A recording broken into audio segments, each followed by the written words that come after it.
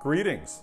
I hope that you're enjoying yourself at the conference and gathering lots of gold to bring back to your schools and districts. My name is Dr. Paul Darvasi, and I'm an educator, researcher, writer, and game designer. I've spent the past 2 decades experimenting and studying with all the ways that games intersect with learning. I've worked with teachers, principals, and organizations ranging from the US Department of Education to UNESCO to help them understand how to leverage games and play to make education and even the world a better place, with some pretty remarkable results. The historical record shows that we've been playing games since the dawn of humanity. Today, as a society, we play more games than ever before, but the rise of video games has been marred by controversy.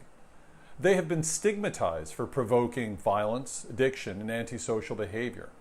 Understandably, schools have generally kept them at arm's length, but there's another side to the story.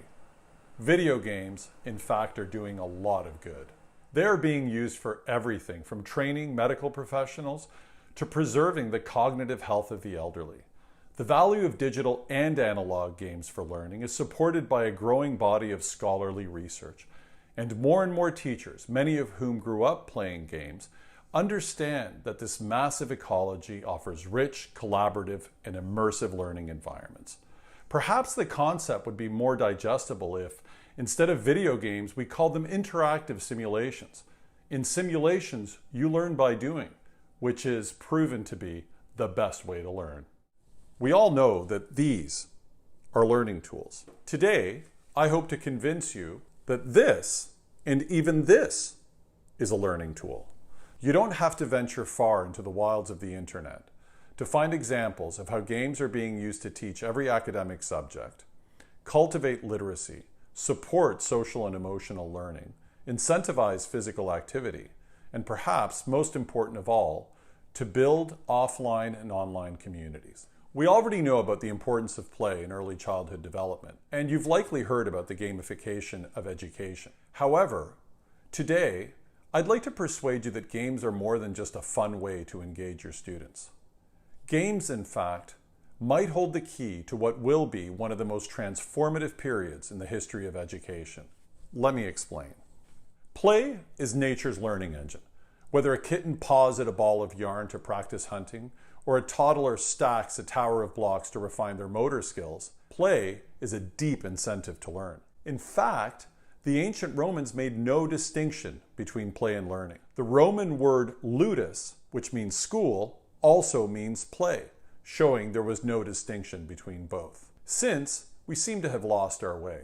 Our school system and mass education as a whole emerged from the Industrial Revolution. For the past 300 years, most institutions, including hospitals, prisons, offices, and most relevant to us, schools, were shaped according to the principles of the factory. These include mass production, assembly line, uniformity, repeatability, scale, and even labor. It's startling to consider that at the height of the Industrial Revolution in the late 1800s, when sandboxes were first introduced to the United States, there was a significant public outcry. Some believed that these designated play areas would make children lazy and distract them from housework, studies, and their labors in mines, fields, and factories.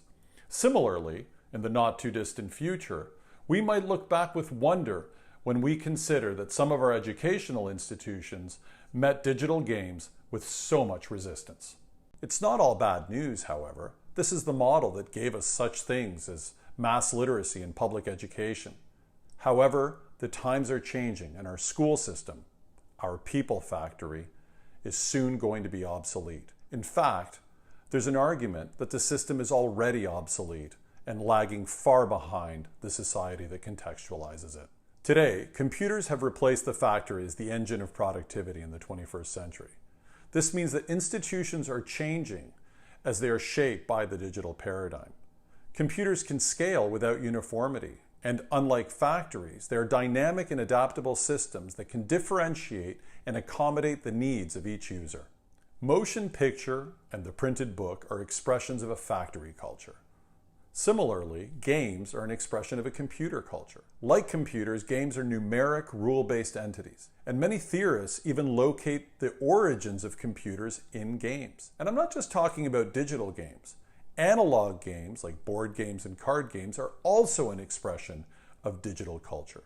This is why many believe that games, and video games in particular, are the art form of the 21st century. For one, every art form that's existed, theater, dance, sculpture, film, photography, music, are all baked into video games. And this is also why what we call 21st century competencies or learning skills, such as creativity, collaboration, critical thinking, communication, mastery, resilience, all naturally occur through gameplay. And personally, I can't think of a better way to learn through failure than by playing a game. And there's an economic dimension to this as well. Many don't realize that video games are the world's most important media industry. For example, in the US, video games outsell film and music combined. And it's not just video games. The sales and production of board games, card games, tabletop role-playing games, and even mobile games are off the charts. Games of all types are blowing up, and there's a reason for this. We now live in what media scholar Dr. Henry Jenkins calls a participatory culture. Unlike the spectatorial viewership of TV, film, and books, our youth have grown up in an interactive world of internet, video games, and social media. Games, whether analog or digital, are interactive and invite participation.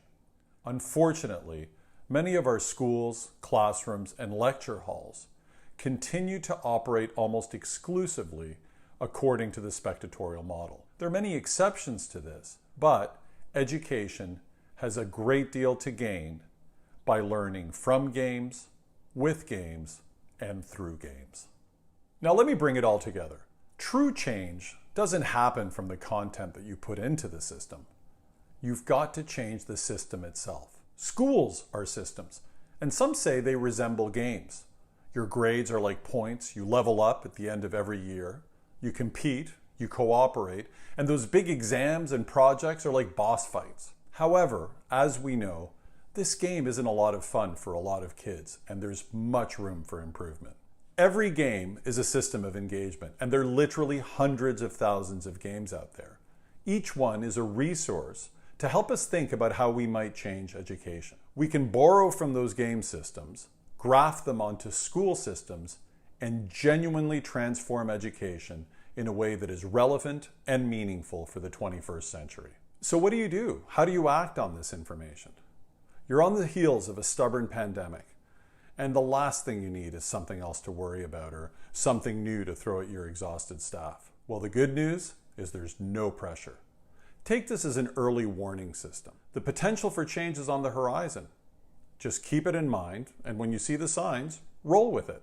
If you have an innovative teacher who wants to use a game in class, support them and share their model with others.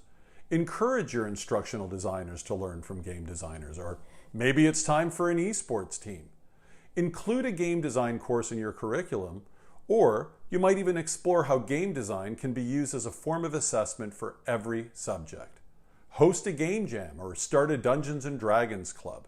Instead of a school play, why not a school game? Let the kids show you how to use a game as a virtual space to meet online. These are only some of the exciting possibilities that await. While games will be a potent agent for change, they are not a silver bullet. They are an effective and relevant tool to add to the repertoire. And if used judiciously, they can enhance and reinforce other proven methods of instruction. Today, we invite you to revive the ancient spirit of ludus. That's the magic that happens when learning feels less like labor and more like play. I've curated a series of interactive, game-based learning, community-building sessions that will open small windows into the ways that games can be used at schools. These are by no means exhaustive, but a small taste of what's possible. Today, we invite you to play. So open your hearts, open your minds, and let the games begin.